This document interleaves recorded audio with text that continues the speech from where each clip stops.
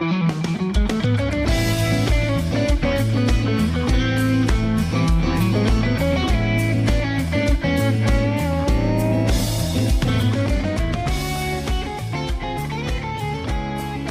from Music Row.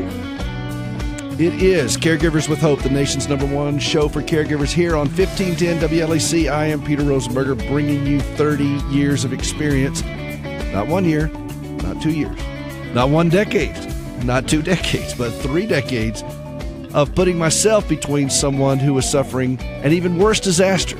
So I understand the needs of caregivers out there, and it is a crushing thing to do this. How do you stay healthy? Who is helping the caregiver? What does it look like to help the caregiver? That's what this show is all about, and we're glad to have you with us. It is a real treat. If you want to be on the show, the number is 800-688-9522. If you're listening on iHeart across the country, 800-688-9522. You know, I don't do this show alone. I always have himself in the booth with us, the Sultan of Sound, the Grandmaster of Groove, the Fuhrer of Funk, and a guy who is wearing a really sporty ankle bracelet provided from the state government. John Butler, everyone.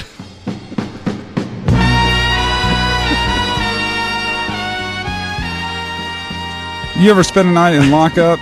Anything? I can't even get through these intros with you anymore. I just can't get through them. Oh, that is a disparaging comment, and it is on record, and you'll be hearing from my legal team, my well-worked legal team. Frickin' frat attorney at law. Yeah, hey, yeah. listen, glad to have you with us. We got a great lineup today here. Are you well? I am, as a matter of fact. I didn't see the count cycle. No, you did not. I am a little. I did a lot of work this morning. I'm not interested in getting any extra exercise in because I mowed my lawn this morning for the first time this season. Well, I'm sure. What is it? Jeff Foxworthy says, if you mow your lawn and find more than 3 cars, oh, you might. Yeah. Hey, listen, I've got a fabulous show. This is Autism Awareness Month. It is. And in light of that, I have invited someone to come on the show that I'm very excited about.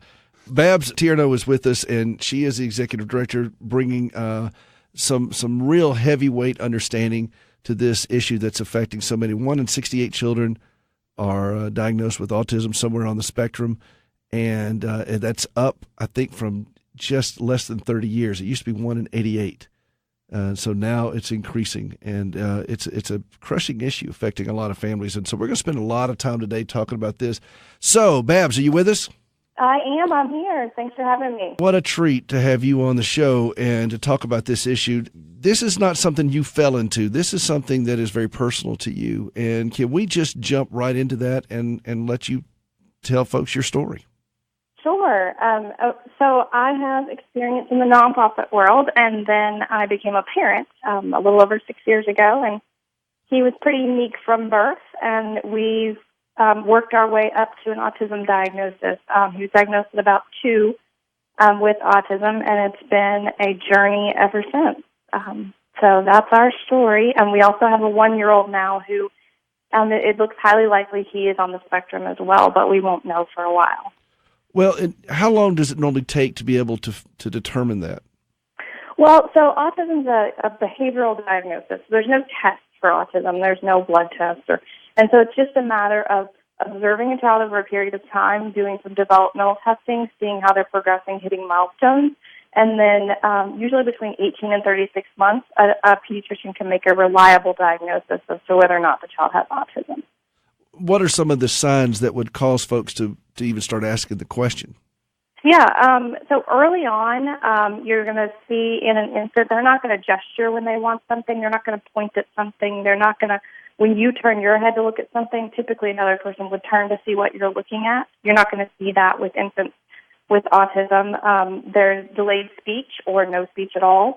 There could be bizarre speech, echolalia, which is the repeating of sounds and phrases that you hear, or inverting pronouns. So if you said, do you want to go outside or go to your room, and they answer, go to your room, they don't change the pronoun to go to my room.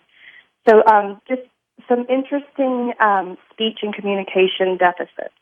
We're talking with Babs Tierno here. She is Executive Director for Autism Tennessee, and this is National Autism Awareness Month. Also, you guys have a pretty big event coming up.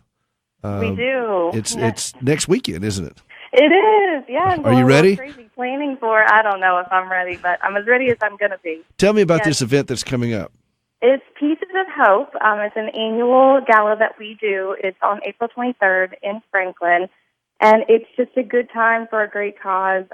Our entire mission at Autism Tennessee is to celebrate autism. We want to celebrate what autism can do. There's a lot of things that autism struggles to do or makes progress in a difficult, timely manner, but we want to celebrate what autism can do at every opportunity, and so that's what this night is. It's just a night of fun, silent auction, live auction, a great 80s band. Should be a fun time dancing, open bar, dinner by Tzatziki's. Should be a great time. Well, first off, dinner by Tzatziki's is wonderful because I like Tzatziki's, and a great 80s band. Will there be 80s hair involved in this? There will. So the 80s band is an interactive band. They actually dress the part. I'm sorry to hear that, Babs. Well, you can see where both Peter and I perked up immediately when you said that. I survived the 80s, but you were just a child in the 80s. I was just a child in the 80s. See, I remember it with clarity, and it was. Whew, I can't believe people are nostalgic for the 80s. It was, well, that is exciting that you guys are going to do this. But we're talking with Babs Tierno from Autism Tennessee here. This is a subject that is near and dear to a lot of hearts. It is a tough thing for families. If you want to be on the show and if you got any questions, please feel free to call in. The number is 800-688-9522. Maybe you have a family member who's going through some things like this and you don't know what to say. You don't know how to talk to them. You're not sure exactly what's going on. This is the time to do it. So feel free to call in 800-688-9522. 800-688-9522. All right, Babs, I got a couple of questions for you. All right. First off, if somebody wants to go and find out about this event that you guys are having, the best place to go is just to the website? Yes, just autismtn.org. And then the first thing you'll see on the page is information about the event. Autism TN. Like in Tennessee, autismtn.org, and you'll see the stuff about the event that's coming up this week. All right. This is very personal to you, and I want to start just jumping into some questions for you here. So let's just start with the first one. What are some of the biggest challenges facing parents of children with autism? Isolation. Just one word, isolation. That's our biggest barrier. I mean, it's just you can't predict the environment when you leave your house. And so simple things like the grocery store, when you have to take a child with autism, and by child, even an adult child with autism, you just don't know what those triggers are going to be that are going to set that person off. And the perception and the way that you feel being the caregiver of an individual with autism is you feel like it's an invisible diagnosis. So when you look at that person, they look typical. And so we have this sense of, I need to protect and care for my person with autism. I need to protect and care for myself. And I need to, for whatever reason, explain to everyone around me why this is happening. And that sense of guilt or perception is just this added stress that families with autism undergo constantly. So you isolate yourself. The disease itself is isolating to the one who's being diagnosed with this because they're isolated, and then the family becomes isolated. And I guess out of just concern, embarrassment, all types of feelings that go on out in the public. Most people seem to be understanding when your situation, when your son. I assume you've had a situation where your son has had an episode somewhere out in public. Yesterday, actually. Yesterday. Well, so it's fresh in your mind. It is fresh in my mind. I will say yesterday is the first time in his 6.5 years of life that I had wished he had on like a big T-shirt, or maybe I had a big T-shirt or a big hat that said, "Don't judge me, it's autism." I mean, it was so, my heart broke for him, and then my heart broke for him because I was concerned about everyone else instead of how to make it better for him. And I just couldn't be an appropriate caregiver for him because I was consumed with the situation in its entirety. And so haircuts are typically very difficult for individuals with autism. I mean, if you think about it, why do we let strangers come at us with scissors close to our face? And I mean, for you and I, we trust them, they're not going to hurt us. But for an individual with autism that has those social deficits, why would I let that person come near me with Well, scissors? and in my case with my hair, I have several legal waivers that are involved with people. I was going to say, your hair is insured. Yeah, it is. It's with great hair comes great responsibility. Oh, yeah. Well, no, I can understand it. And I think the thing is, Babs, is you're telling me that my heart breaks for you because that puts you in such a horrific circumstance. This is your son. You're frustrated. You're brokenhearted. You're trying to somehow make sure that the people around don't react poorly, and it's an uncontrollable event that you want to wield control in, but you can't, and then you're just heartbroken. And Right. I imagine there are just a lot of tears on a regular basis. Yes, mine, his, my husband's. There's a lot of tears. And so, this is something that is common across the board here with family members. And now, my situation as a caregiver is not with autism. My situation is much different. So I'm always moved to hear the stories of other caregivers who are, we're battling some of the same principles because we all deal with isolation. Isolation is a common thread I talk a lot about on this show because the nature of disability in general isolates us from our community. But you guys, it seems like when you're dealing with autism, have an extra layer of isolation. And my heart breaks for you. I really, and I'm so grateful that you're willing to come on the show and just open up your family's life and tell your story a little bit so people can see this and realize that, okay, you know what, when we're out in a public situation and somebody has a child that's acting out, let's just not be so quick to jump down the throat of a parent or somehow stare with disapproving looks or whatever. We have no idea the drama that's going on, and we could try to be a little bit more kind and helpful and understanding. Listen, we're going to take a quick break here. We're talking with Babs Tierno, the Executive Director of Autism Tennessee. This is National Autism Awareness Month. There's so many people that are dealing with this, and we wanted to spend some time and talk about this as from the caregiver standpoint. Grateful that she's here. 800-688-9522. 800-688-WLAC if you want to be on the show. 800-688-9522. I'm glad you're here. This is Peter Rosenberger. Don't go away. We'll be right back. Hi, this is Jeff Foxworthy. 65 million Americans serve as a caregiver for a sick or disabled loved one. If you're one of them, then listen to my friend Peter Rosenberger's show here on 1510 WLAC. He's got redneck tendencies, but he's really good at what he does.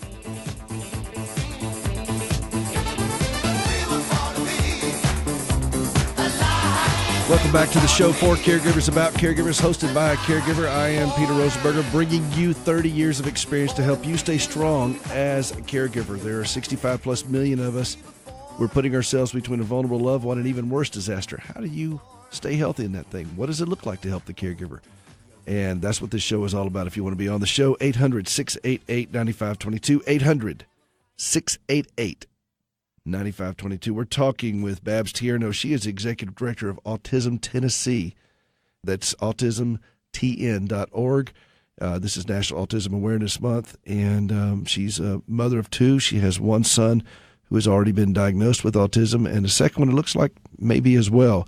So she's coming at this thing from a great deal of understanding as running the organization and then as a mom. And we just talked about in the last segment there, one of the greatest challenges facing a parent of a child with autism is the isolation. Autism in itself is an isolating diagnosis. I mean, that what this child is dealing with isolates them from everyone. And then you have the added isolation of the family doesn't want to go out in public because you never know what's going to cause an episode. I mean, she was just talking about getting a haircut. You know, that's a frightening thing, and there are a lot of tears involved. So, Babs, I really appreciate you being here with us and taking the time on Sunday afternoon here to do this. But this is such an important issue that's affecting so many people. And It's shocking how many people are affected. Well, and I was looking at some of the numbers. It back 30 years ago, it was 1 in 88 children. Now it's 1 in 68 children. That's right.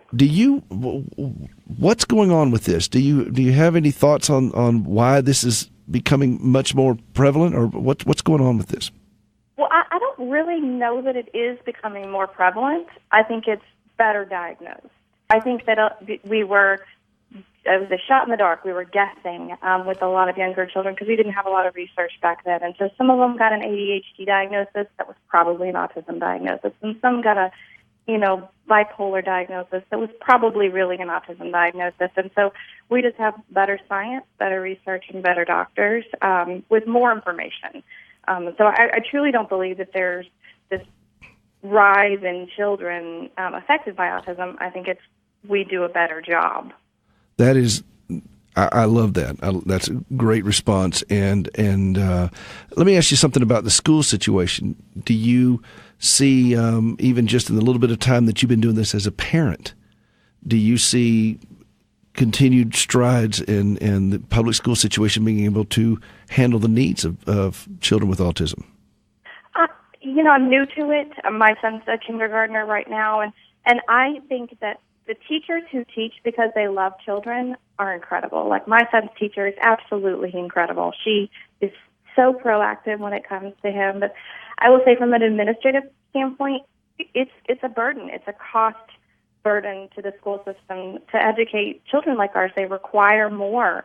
They require more personnel. I mean, when it comes down to the dollars and cents of it for administrators, I think they're really reactive. They'd rather wait and see with minimal effort what's going to happen, and then work into what's actually required for our children to succeed. And I think it takes a few years to really get a school system to trust you as a parent and to really get to know your child. So I'm hopeful that our situation is going to just keep getting better and better. Are you all involved in legislative type efforts at Autism Tennessee?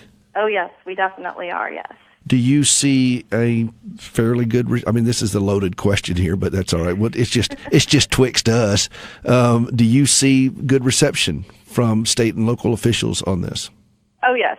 And the problem is they don't know anything about it. And as soon as you hear and you learn, this is what autism is, this is what it looks like, and this is what it takes for autism to be successful, you can't deny any intervention that is required for this child to be successful, and all of the research that's backing up early intervention and one-on-one situations and discrete trial training, all of the science that is being brought to the table, our legislators and our Department of Education is really responsive. I mean, they're listening for sure. It's just a matter of, how do we pay for it? How do we, get it into the school system in a functional way for these children? Well, that brings me to another question here. What happens after the child turns 18?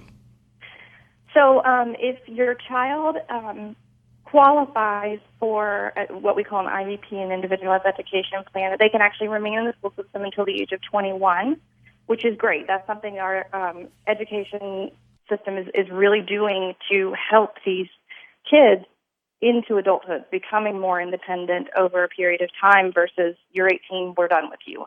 So that's something that they're really doing a good job with. It's not 18 that we're looking at it for some of these children. It's 21. So that's a real positive thing. But the services decline greatly. The number of service providers that work with adults diagnosed with autism, there's not very many of them. And so we have been focusing a lot of our efforts at Autism Tennessee on unifying and the network of resources for adults so that we can be more proactive and less reactive.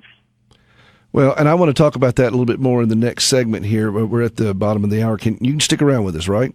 Sure. Okay, listen, thank you so much. We're talking with Babs Tierno. This is Autism Tennessee, autismtn.org.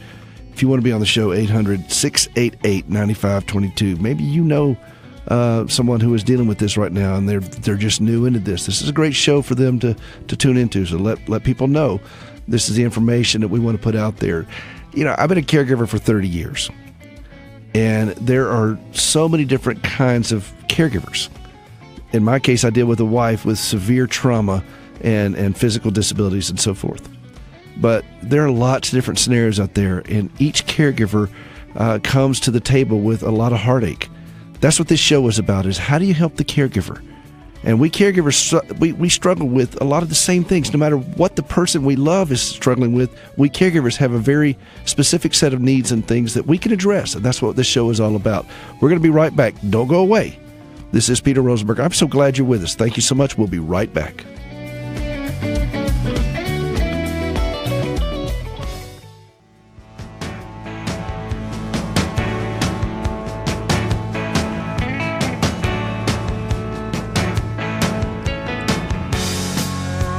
Welcome back to the show for caregivers, about caregivers, hosted by a caregiver. This is Caregivers with Hope. And that's Jackson Brown, Running on Empty. And I did that one just for caregivers today. It is, sometimes we feel like we are just running on empty. We're talking with Babs Tierno today. She is the Executive Director of Autism Tennessee here in Middle Tennessee. And she's also a parent of one child who's been diagnosed with autism and looks like a second one may be as well.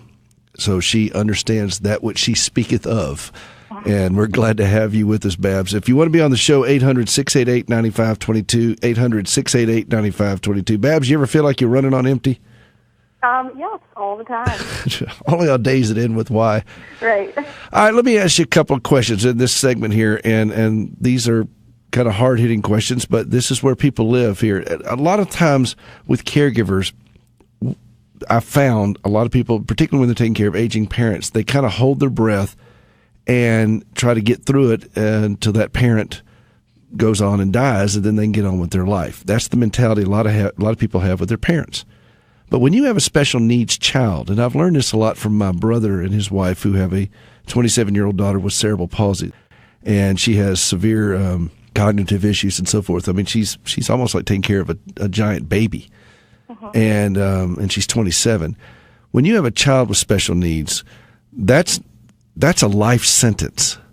I mean, that's not going to go away. Your whole life now is changed by this. This is your life. There's no waiting to get through this and get on with your life. This is your life. Right. That's it's the opposite. We don't. You want them to succeed and want them to. We don't want them to go anywhere. Well, and you can't just deal with that with one phone call. That's a process to deal with. How did you deal with this? When you guys realized what was going on, I mean, I know there are tears and all that kind of stuff, but where do you turn to? Who do you talk to? Who do you sit down with and deal with the emotional trauma of knowing that this is what's in store for you and this is how it's going to be? Well, it's cyclical. So you go through that grief process immediately when you get the diagnosis, and then you go to Dr. Google and you become an expert, and then you go through cycles of what you thought it was going to look like and what it does look like. And I don't know that I'm through it in order to give you an answer. I think it's a constant battle of, at every milestone that you expected to celebrate at a certain age, or that where you see other people's children celebrating, you go through it again. And I don't know that I'm through it in order to say how I got through it. Well, I don't know that anybody, for those of us in the long-term realm of caregiving, I think that it's a prolonged event of grief, and a cycle of grief, and it's just part of it. And I deal with that when I've talked about it with my brother and my sister-in-law with their daughter. That he's never going to be able to walk her down the aisle, that kind of thing. And those are proms and so forth. Those are hard things. We would be well served as a society to be sensitive to those things for people, those kinds of dates. It may seem like a small thing, but it's not. These are big things, playing baseball and all those kinds of things we take for granted. And so I recommend support groups a lot to folks, because I think that you gain so much strength by hearing other people's journeys. Are there good support groups that you guys can connect people to in this world? Yes.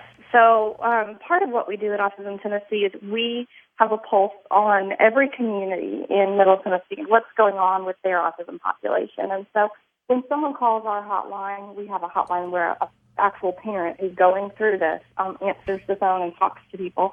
And she'll say, this is a support group in your area, or there's 2, or there's 3, or there's an online group that might be a good fit for you, and can really tailor what the needs of the person who's calling and what's available to them locally. That is, and is that hotline 24/7?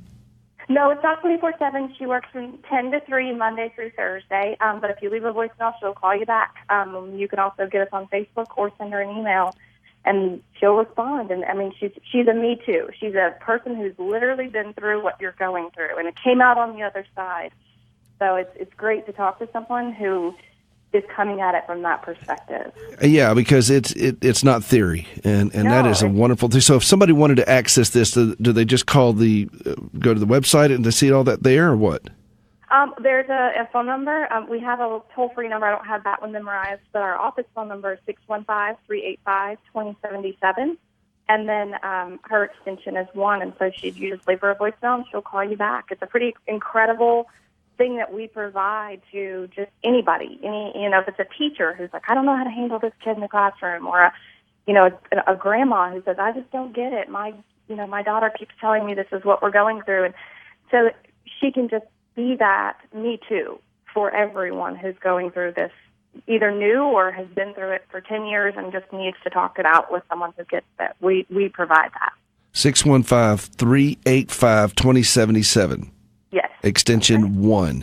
If you want that, just to have somebody who gets it. I mean, they're doing it. I mean, that is a tremendous resource for you guys to have. So, that's another thing is I suggest to go back to what you said. One of the biggest challenges we face is isolation. In isolation, we make bad decisions. Every caregiver struggles with isolation on some level, and that's when we make bad decisions. And so I'm so glad that you guys are trying to push out into that isolation for folks and give them a resource to be able to do this with. Let me ask you. I'm going to go from preaching to meddling here. One of the big things that I push very hard is to push back against that isolation and get involved in church and community and so forth. And sadly, a lot of churches struggle in this area and don't exactly make the family feel welcome. Don't know exactly what to do, and that's a hard thing. That is a hard thing, because you would think of all places that would be the place to go. If you could say to pastors and church leaders that are listening right now, one thing, what would you say?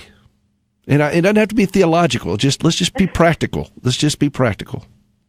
I think if it's one thing that I could say to them, it would be learn more about what autism looks like, because it looks like every other kid. I mean, what it looks like, and then once you know what it looks like and how individuals with autism perceive their environment, you intuitively can make change. You can turn the music down in the foyer. You can, make the lights less bright. You could have your caregivers be a little more patient and kind and using calm words, and you just change everything. When you realize I'm talking to an individual with autism, you change how you interact with them. Your patience goes up, your demands go down.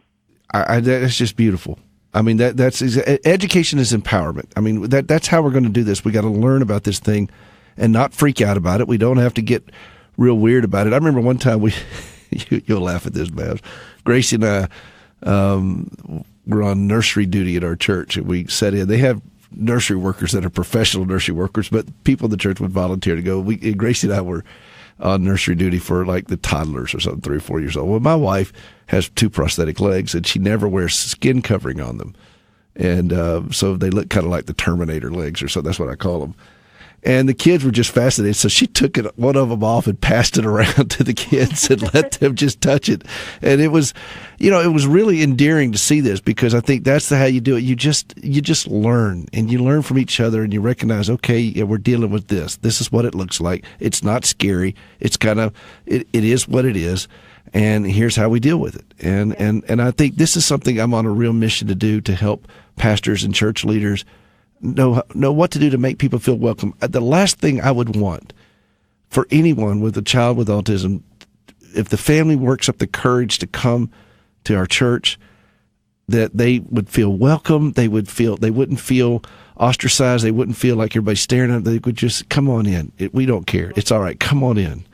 And my brother has told me that their church situation was so endearing to them, because, Kelsey would act out sometimes, or she, sometimes just bodily things happen, when you're dealing with somebody with a lot of disabilities and so forth.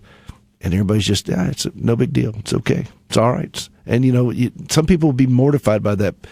But when you see people loving people and caring for them and recognizing this, and we're going to help this family through this, that's what I'm on a mission to do. That is the church being the church.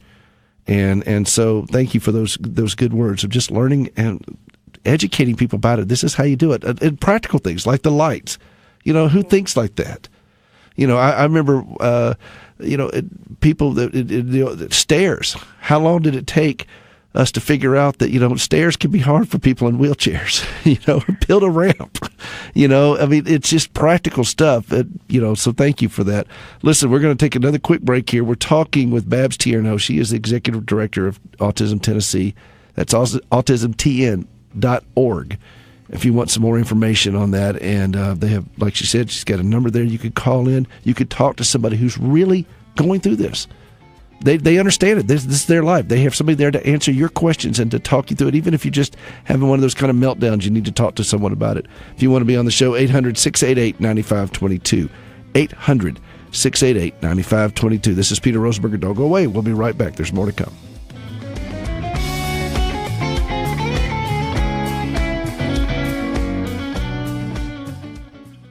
I'm Gracie Rosenberger. Nearly 20 years ago, I walked for the first time on 2 artificial legs, and I'll never forget that day.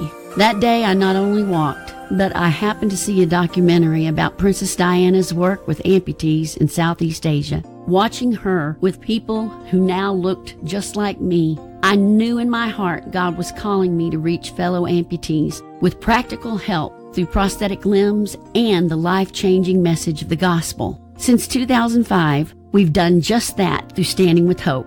It's the evangelical prosthetic limb outreach my husband Peter and I founded. By training and equipping local workers in developing countries, we are changing lives one leg at a time. We also collect used limbs, and we work with inmates at a local prison. They volunteer to disassemble the limbs in order to recycle the usable parts. A woman with a broken body working with broken lives in a prison to reach other broken lives in order to point to the one who was broken for us. That's what's happening every day at Standing with Hope, and we invite you to participate with us. Go to standingwithhope.com, please, and learn how you can get involved. I'm Gracie Rosenberger, and by God's grace, I am Standing with Hope. For more information, visit standingwithhope.com.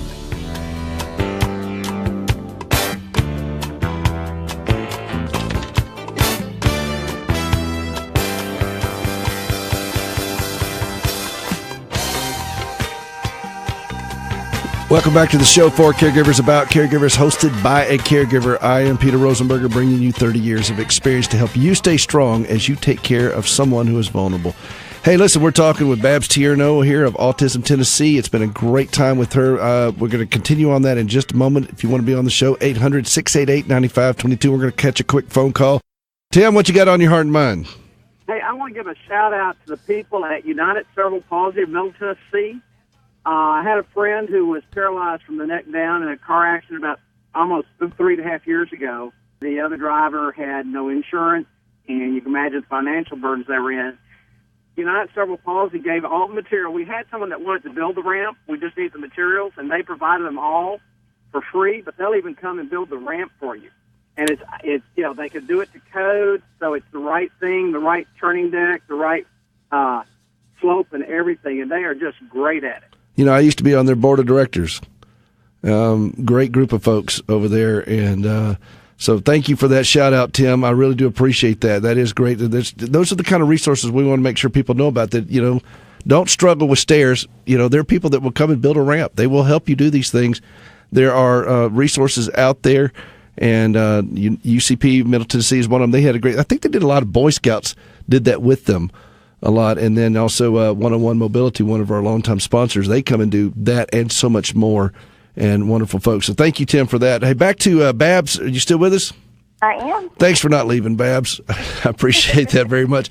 Let me ask you a quick question. We're going to get into the lightning round here in just a minute because we're winding up here. But what surprised you about autism? When you guys went into this as your family, you've of course we've heard about autism for years, and I think movies that feature characters so forth like Rain Man and so forth. But when it came to your family, what surprised you about it? Well, with my family, I think I had a more profound epiphany outside of my family. In my role at Autism Tennessee, I've gotten to meet several kids who are nonverbal, and for me, until about last year, nonverbal meant you didn't understand. And that's not at all what's happening. And just because you can't talk doesn't mean you don't get it. Your brain works perfectly fine. It's just not wired for speech. That's the thing that's stuck with me the most about autism that has just been shocking to me. It's just, even having a child with autism, he's verbal. So it never occurred to me that just because you can't talk doesn't mean you don't totally understand what's happening around you. You know, I guess I didn't even think about that myself, and so I think that is that's one of those refreshing moments to hear, that people realize that you can't talk, but the mind is still working, and again, that feeds that whole isolation thing that is autism, the Right. communication thing. What about nonverbal communication if they can't speak? What does that look like? So nonverbal communication is difficult for many individuals with autism. So, like, my son is verbal, but his communication skills nonverbally are confusing. Like, if you shook your head no at him, he will look at you and say, use your words, I don't know what that means.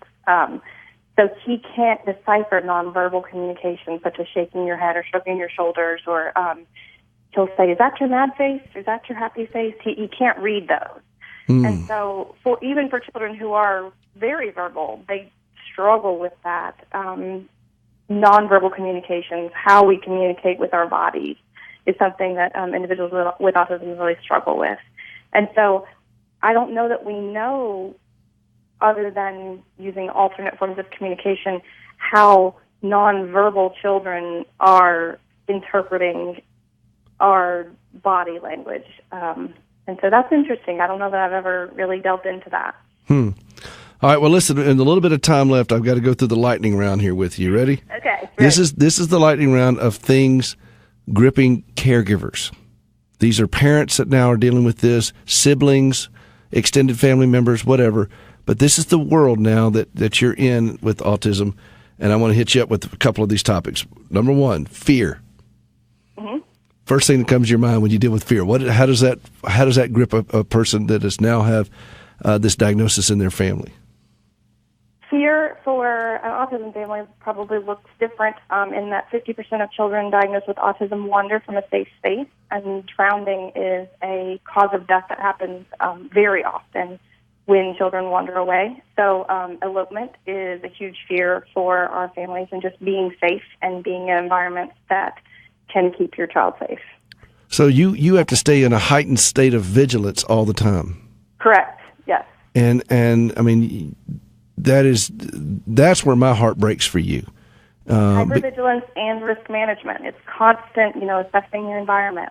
Well, and I know that, John, I haven't told you this yet, but my friend Jay Wasak, I call it Inspector Gadget, he and I have been talking a lot about this particular subject for this kind of event, to use tech for this. Absolutely. And to wire the home to give parents a little bit more added vigilance through tech, and so they can get some sleep. Yeah. Because this is elopement and I think, what is the stat I heard, that the deaths that occur when a child with autism elopes, 90% of them are in water. That's correct. Yeah. And so fear. You're dealing with fear, guilt. Yes. So guilt, and that's a genetic issue. I would say guilt with an autism parent is there's now some evidence that says that it's a genetic disorder, that a lot of the issues we see run through family lines. And so the guilt you feel is it, did I cause this? Could I have prevented this? Or just owning your piece of the pie. Resentment. That kind of goes with the guilt one of if it's not you, will you find that genetic component in your partner's family tree? I think that you do go through some resentment of, you could have prevented this in some way, which you couldn't have, but I definitely see resentment being something that married couples go through as they parent. And the last one on this is loss of identity. Wow. I know I'm hitting you hard here, Babs. But that's the big one. We talk about that one. We talk about this a lot for the caregivers stinger, because we get lost in someone else's story. That's right. And it's so easy to do that. I know. I've been lost in my wife's story, and I can't tell you how many people have asked about her over the years. I mean, I just couldn't count it.